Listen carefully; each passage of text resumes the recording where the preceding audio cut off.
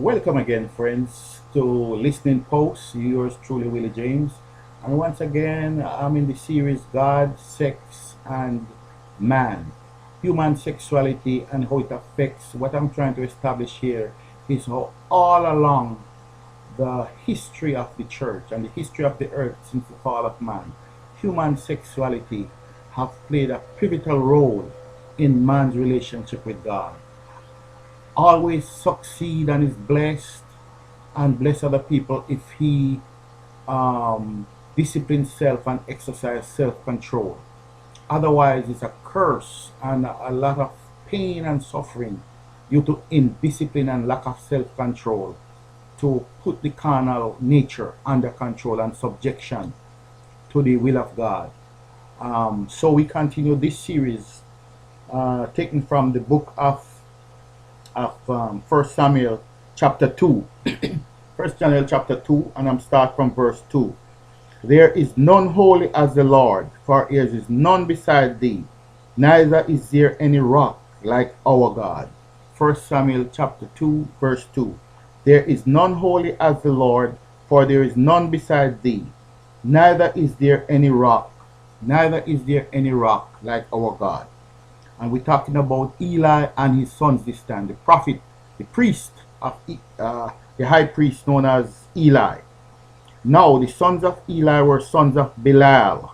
They knew not the Lord. They were unrighteous men. They were evil fellows, and they were sons of a priest.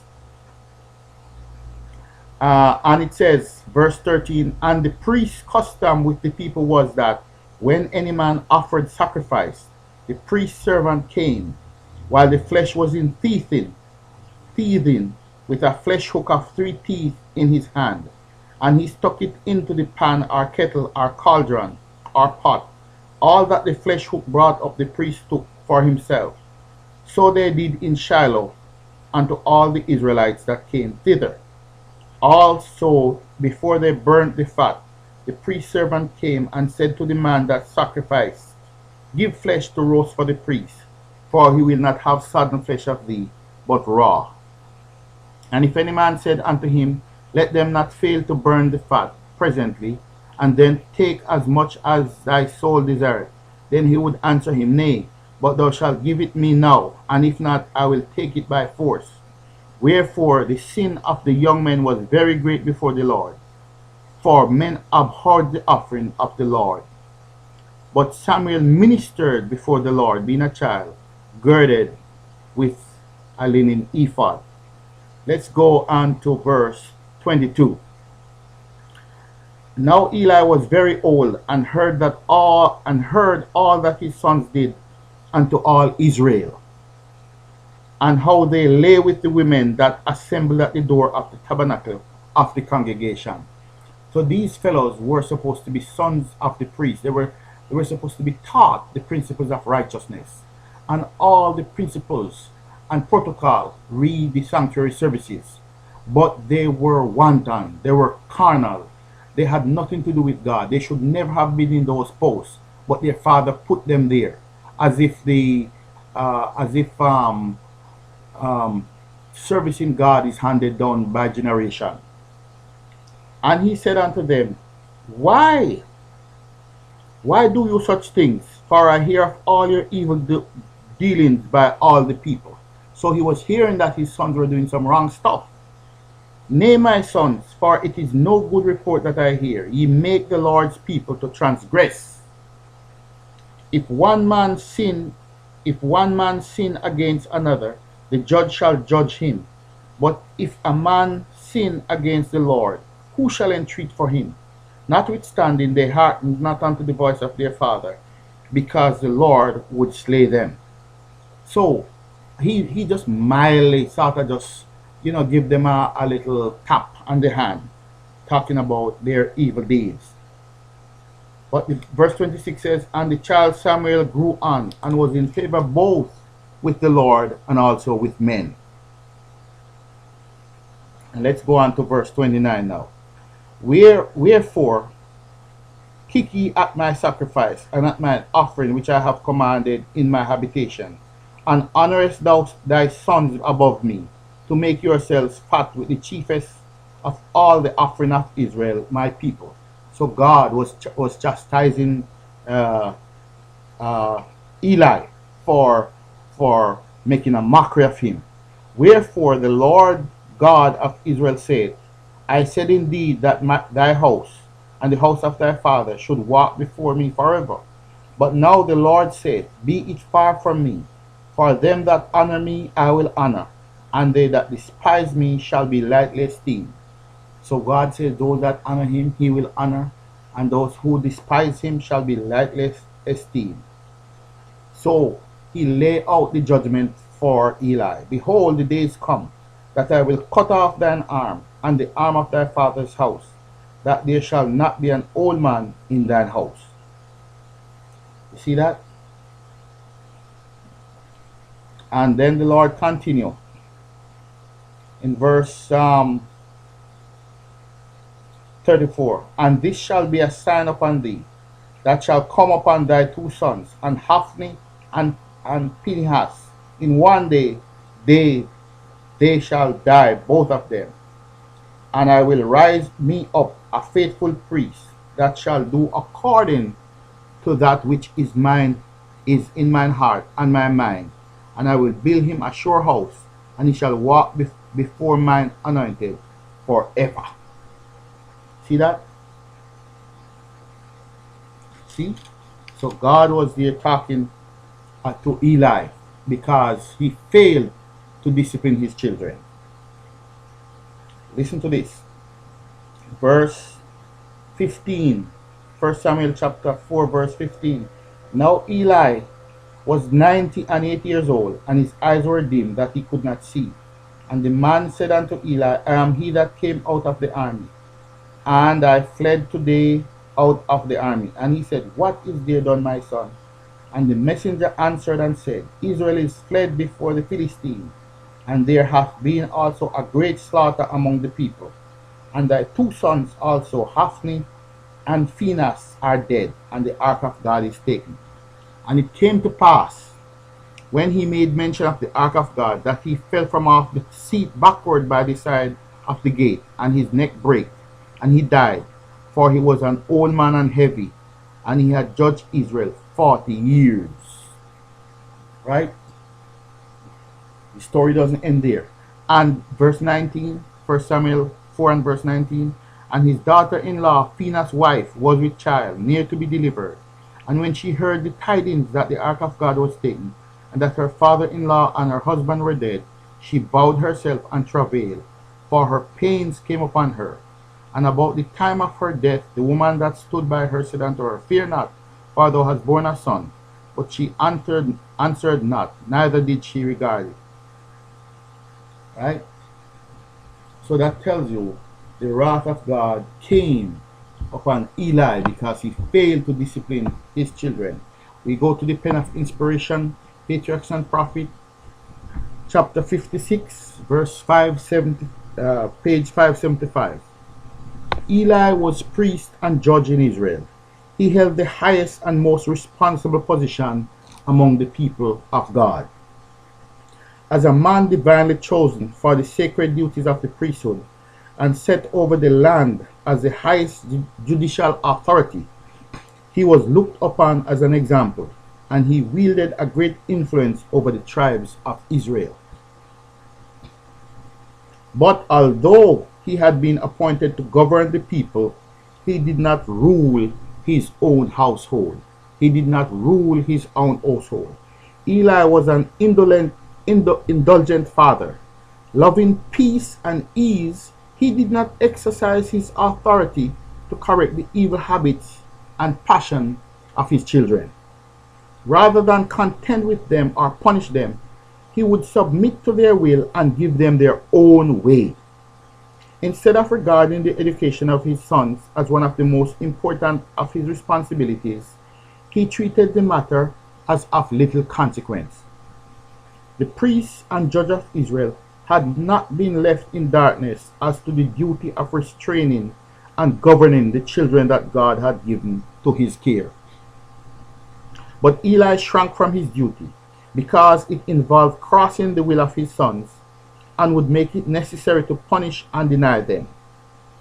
Without, without weighing the terrible consequences that would follow his course, he indulged his children in whatever they desired and neglected the work of fitting them for the service of God and the duties of life. How many parents are making the same mistake today?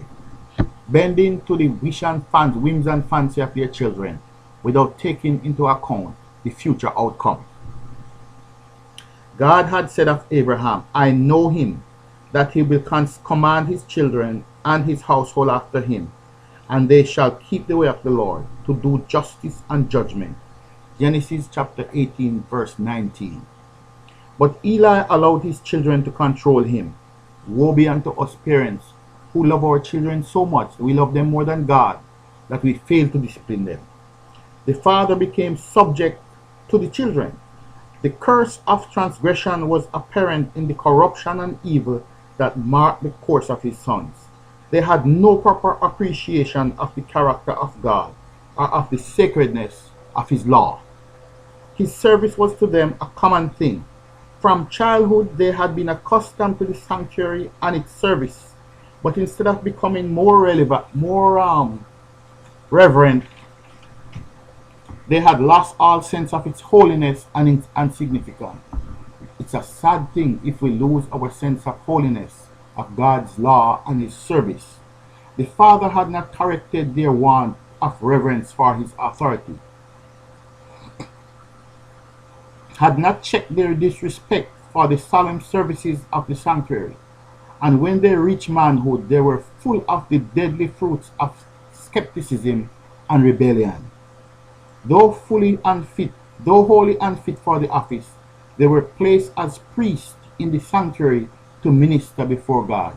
So many people hold that position today as pastors and evangelists who had no business being there, but because of friendship and insensitivity to the holy calling of God, friends and family place them up there as if it's a family tradition. The Lord had given the most specific direction in regard to offering sacrifices, but these wicked men carried their disregard of authority into the service of God and did not give attention to the law of the offerings which were to be made in the most solemn manner. The sacrifices pointing forward to the death of Christ were designed to preserve in the hearts of the people faith in the Redeemer to come. Hence, it was of the greatest importance that the Lord's direction concerning them should be strictly heeded. The peace offerings were especially an expression of thanksgiving to God. In these offerings, the fat alone was to be burnt upon the altar. A certain specific portion was reserved for the priest, but the greater part was returned to the offerer, to be eaten by him and his friends in a sacrificial feast. Thus all hearts were to be directed in gratitude and faith to the great sacrifice that was to take away the sin of the world. The sons of Eli, instead of realizing the solemnity of this symbolic service, only thought how they could make it a means of self-indulgence. Not content with the part of the peace offering allotted them, they demanded an additional portion, and the great number of these sacrifices presented at the annual feast gave the priests an opportunity to enrich themselves at the expense of the people. They not only demanded more than their right, but refused to wait even until the fat has been burned as an offering to God. They persisted in claiming whatever portion pleased them, and if denied, threatened to take it by force. This irreverence on the part of the priests soon robbed the service of its holy and solemn significance, and the people abhorred the offering of the Lord. The great antitypical sacrifice to which they were to look forward was no longer recognized. Wherefore the sin of the young men was very great before the Lord. Continue by this. Let us continue. Eli had greatly erred in permitting his sons to minister in holy office. By excusing their course on one pretext and another, he became blinded to their sins. But at last they reached a pass where he could no longer hide his eyes from the crimes of his sons. The people complained of their violent deeds, and the high priest was grieved and distressed. He dared remain silent no longer, but his sons has been brought up to think of no one but themselves, and now they cared for no one else. They saw the grief of their father, but their hard hearts were not touched. They heard his mild admonition, but they were not impressed, nor would they change their evil course, though warned of the consequences of their sin. Had Eli dealt justly with his wicked sons, they would have been rejected from the priestly office and punished with death. Dreading thus to bring public disgrace and condemnation upon them, he sustained them in the most sacred position of trust. Sounds familiar today? He still permitted them to mingle their corruption with the holy services of God, and to inflict upon the cause of truth an injury which years could not efface. But when the judge of Israel neglected his work, God took the matter in hand. See? So he actually honored his sons more than he did God. God charged Eli with honoring his sons above the Lord. Eli had permitted the offering appointed by God as a blessing to Israel to be made a thing of abhorrence, rather than bring his sons to shame for the impious and abominable practice. Those who follow their own inclination in blind affection for their children, indulging them in the gratification of their selfish desires, and do not bring to bear the authority of God to rebuke sin and correct evil, make it manifest that they are honoring their wicked children more than they honor God. They are more anxious to shield their reputation than to glorify God, more desirous to please their children than to please the Lord, and to keep his service from every appearance of evil. It says here,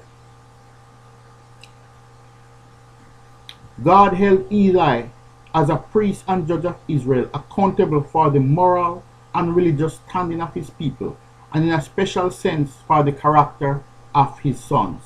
He should first have attempted to restrain evil.